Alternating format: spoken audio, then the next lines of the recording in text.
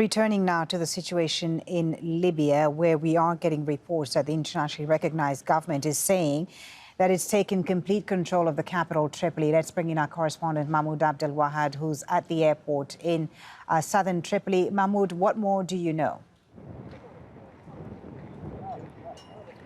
Well, Folly, we're here now at the old international inactive airport that has been, remember this airport was under control of Haftar's forces for the past year. Now it is fully under control of the government of National Accords forces after heavy fighting with the forces loyal to the warlord Khalifa Haftar. Also, military sources with the government say that the government forces have been also advancing in other neighborhoods near the airport, including Qasr bin Khshair area, and also areas near Tarhuna city, the major stronghold for Haftar's forces in the west of the country. In fact, the government forces, after recapturing this airport, have been advancing in three main directions around the city of Tarhuna, which is actually being besieged by the government forces for months now. They say that if they take control of the city of Tarhuna, then by taking Tarhuna, then Haftar's forces lose the whole west of Libya, with the exception of the city of al-sarraj, a small town of al-sarraj,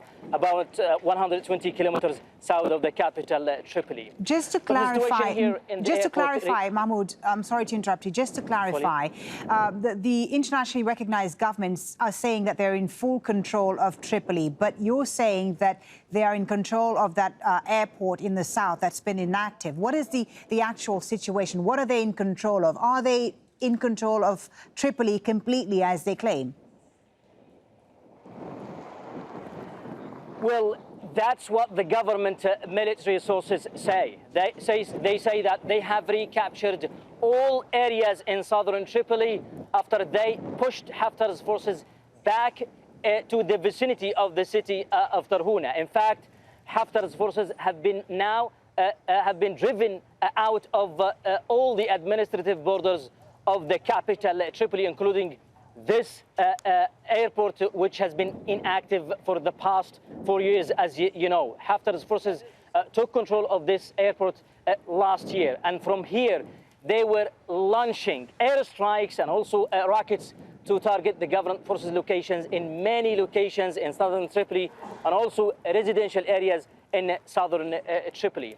But the government forces say that there is still a problem facing them, which is the landmines planted by Haftar's forces and also by the Russian mercenaries from the Wagner group, who have been fighting alongside Haftar's forces.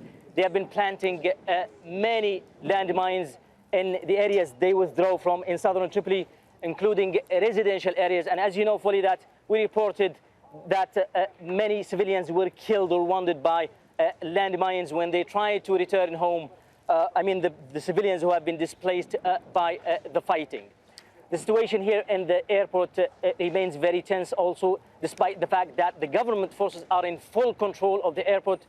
They say that Haftar's forces, they still try to target their locations with grad and mortar rockets. Thank you for that, Mahmoud Abdelwahed, with the latest there from southern Tripoli.